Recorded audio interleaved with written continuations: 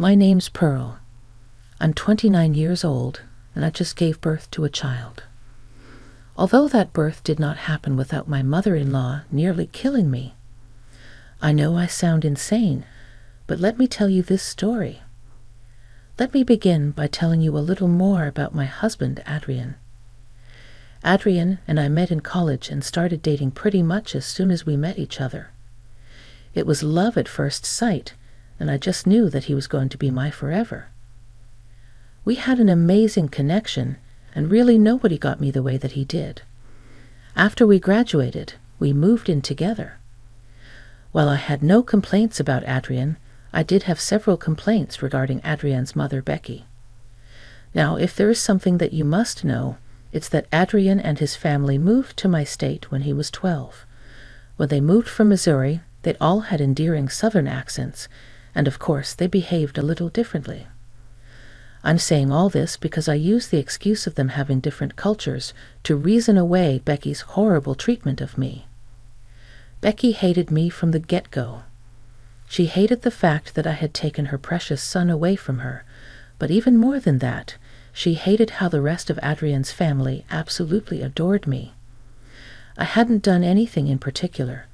I just listened to what they had to say and remembered them so I could bring it up the next time I met them. Apparently, they felt like I cared about them too, which I did, and that boosted my reputation. Becky could not stand that, so she would constantly make snide remarks at my expense and would belittle all my achievements. When people started standing up for me, she began to do it in a manner that only I heard. Anyways, Adrian quickly put a stop to that by always being by my side. After about 7 years of dating Adrian and I decided to tie the knot. We had a small and intimate ceremony, and it was the happiest day of my life. Becky did try to start things, but we quelled it pretty fast by telling her she had to behave or she would be thrown out. After Adrian and I got married, my bond with his family only grew tighter. Suddenly, whenever Adrian's relatives would fly out, they were staying at our place as opposed to staying in a hotel like they always did. Becky was practically fuming at this. She tried her best to keep sabotaging me, but no one cared or they stood by my side.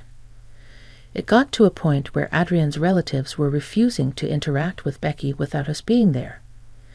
It turns out that Becky tends to be horrible not only to me, but to her family as well, which was why her relatives would rather spend time with us than her. Anyways, aside from all that, after 3 years of marriage, I began to experience some weird abdominal pains.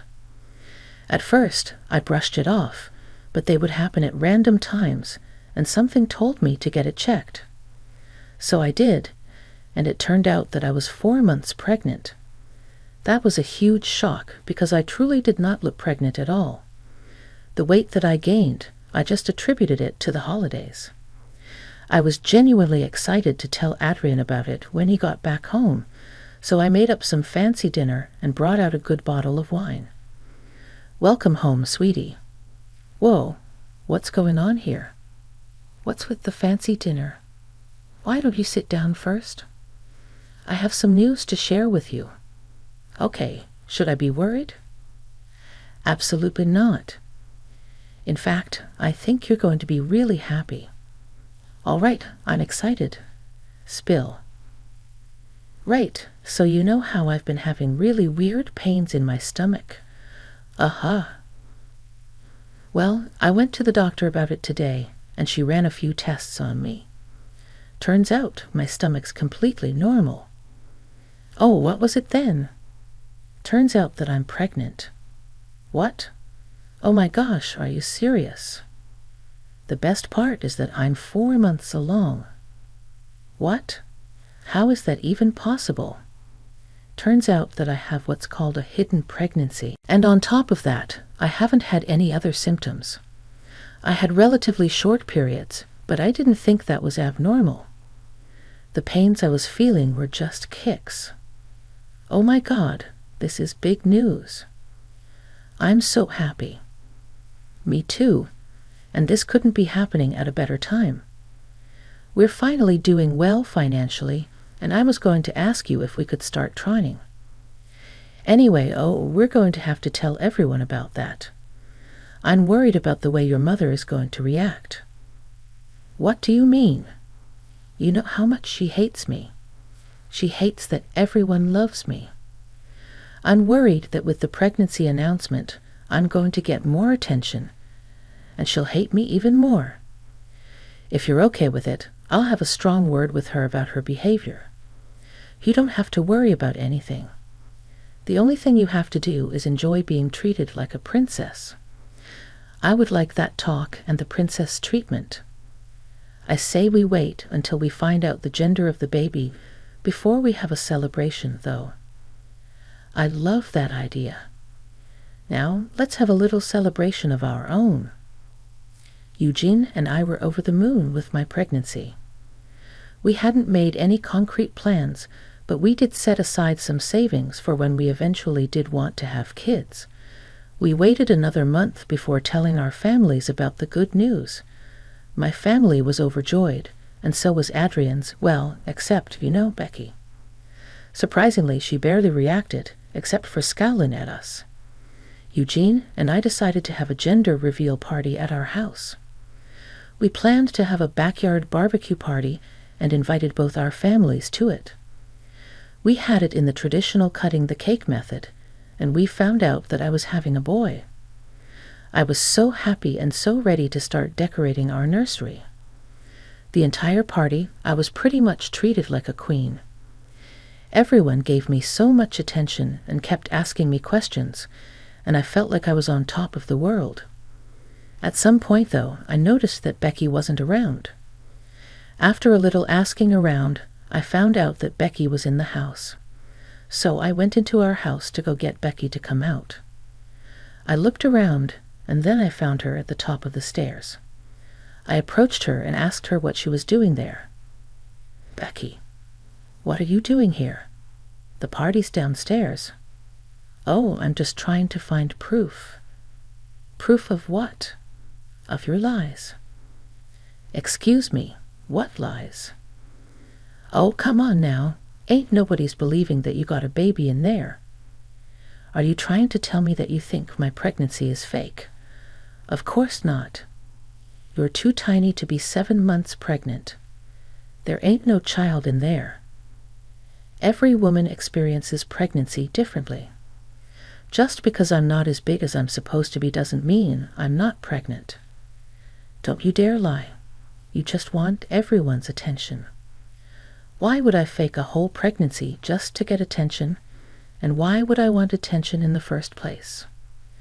I know you're kind.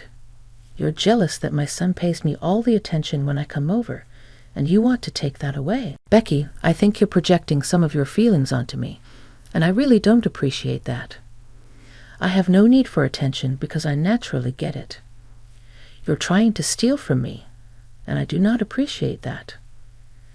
Look, you're stressing me out, and that is not good for the baby. I'm just going to go. Stop trying to steal the spotlight. No one gives a darn about you. The last thing I remember was her pushing me down the stairs and then feeling excruciating pain. I passed out for a while, and when I finally came to, I was in a hospital bed with a tube running through my hand. And weirdly, I was in pain in my abdomen. I had no idea about what had happened, but thankfully, Eugene was sitting right beside me. He was asleep in his chair. I coughed a little, and that woke him up immediately. He looked so shocked and relieved to see me awake. "Pearl, you're awake. Thank God." "What? What happened?" "You fell down some stairs." "Are you sure?" "Yeah, I have some really bad news, and I need you to be as calm as you can." "Oh no, how's my baby?" "Don't tell me something happened to my precious child." "Pearl, sweetie, calm down, please. You just lost a lot of blood, and we're struggling to find a suitable donor. But what about my baby? I need to know if my baby is okay." "Because of how much blood you were losing, they had to induce your pregnancy, and you gave birth." But how's the baby? I can't say. What do you mean? They're doing everything they can to stabilize our child. Where is he? I need to see him. He's in the NICU. He's in good hands. You have nothing to worry about. There's nothing more you can do. Don't blame yourself for anything. Once we get a donor for you, we can focus on our child. Okay, yeah, but I'm not blaming myself. Good. I have someone else to blame. What do you mean? I'll let you know, but could you please bring your mother down here? Why? Just, please don't ask questions. I'm going through enough. Bring her here and tell her everything that happened in front of me. I'll explain everything else after.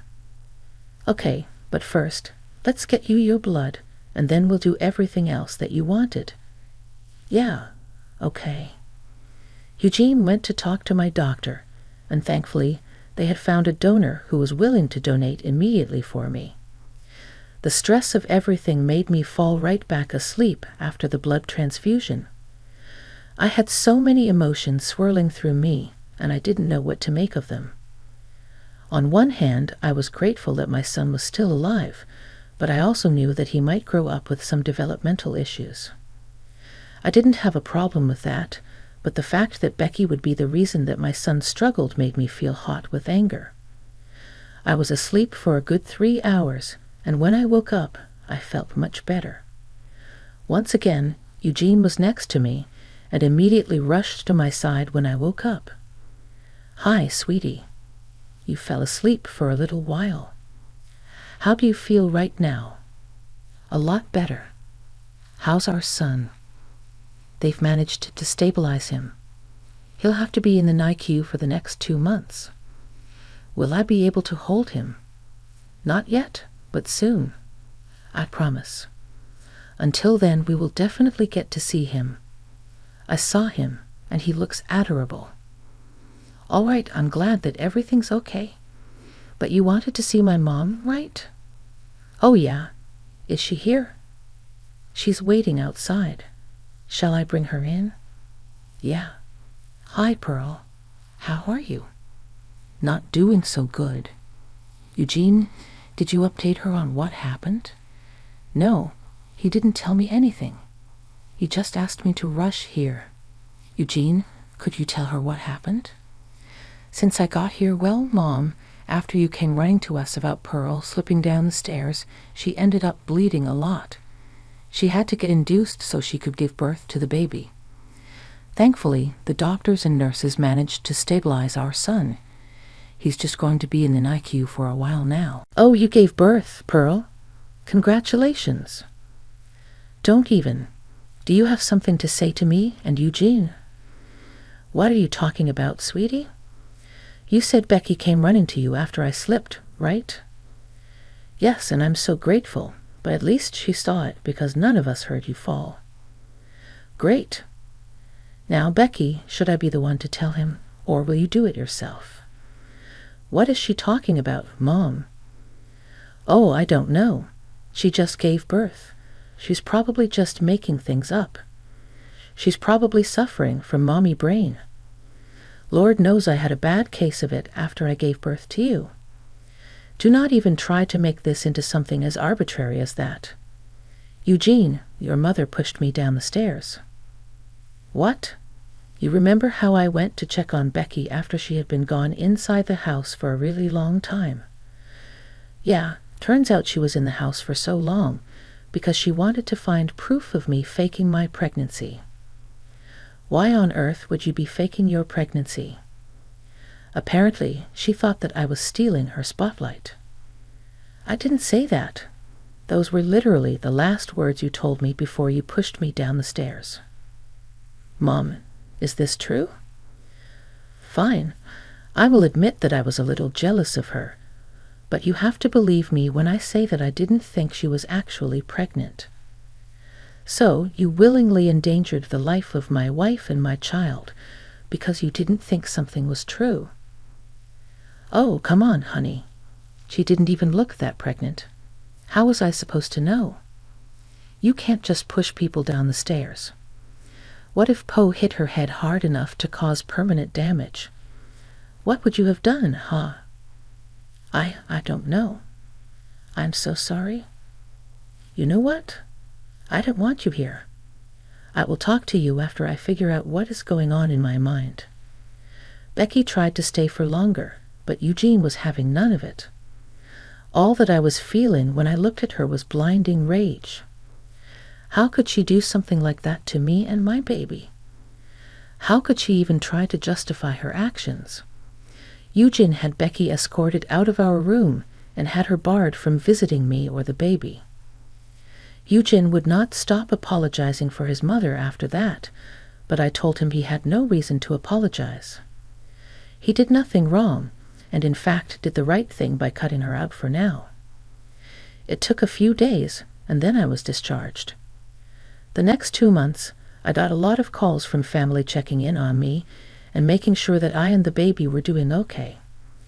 Aside from that, Eugene and I also spent a lot of our time going back and forth from the hospital just to see that my son was doing well. It was a very stressful time, but thankfully, our families were very supportive and helpful in every way. Becky also did try to reach out to us, but we didn't care to respond to her. We wanted nothing to do with her, and we were going to show her as much. She did not take that lightly, so we had to block her. Finally, after 2 months in the NICU, we were able to take our son back home. I cried really hard when I finally got to hold my son, and so did Eugene. Just the thought that we almost lost him made me want to throw up. Word got around that we had brought our son back home, and somehow Becky found out too. She got herself another phone number just to be able to communicate with us. When she saw that we weren't answering those texts either, she decided the best thing to do was to come to our house unannounced. Thankfully, Eugene opened the door. If I had opened the door, Lord knows, I would have chewed her out and possibly even hurt her for the stress she put my family under. Becky looked haggard and older than when we last saw her. She had tears in her eyes as she begged Eugene to talk to her. "Please, talk to me, Mom. You need to stop trying to contact us." "How can I not? My son won't talk to me, and I don't get to see my grandson." "You think you get to see our son? You don't think we're in pain from not being able to hold our little boy? I really am sorry. Please at least talk to me." I thought I was doing something right. How was pushing my wife down a flight of stairs the right thing to do? She's always been trying to steal everyone's attention. I see the way that she tries so hard, and it's just so darn hard to keep my anger in check. You have no idea how insane you sound right now. I do not. I was trying to do what was best for you. Best for me? How was this best for me? I always knew you could do so much better than Pearl. I was just trying to get you to see that by almost killing my child and wife. Are you kidding me right now? What you did was not done for me, but because you couldn't handle the fact that there was someone better than you in your family. Pearl is not better than me. Oh, she is in every way. She cooks better food and has a much better temperament than you. Why do you think more of our family has started coming over to our place for Thanksgiving? When we host, nobody can stand you and your entitlement. You take that back right this second. That is no way to speak to your mother. No, I will speak to you the way you deserve to be spoken to.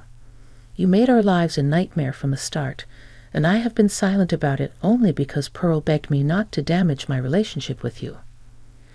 Okay, I get it. I'm a horrible mother. You are. You absolutely are. You're lucky that we're not going to the police about you hurting Pearl and our son. Oh, please. Like you have evidence of it. It'll be my word against hers. Who said we didn't have evidence? Don't try and bluff me right now.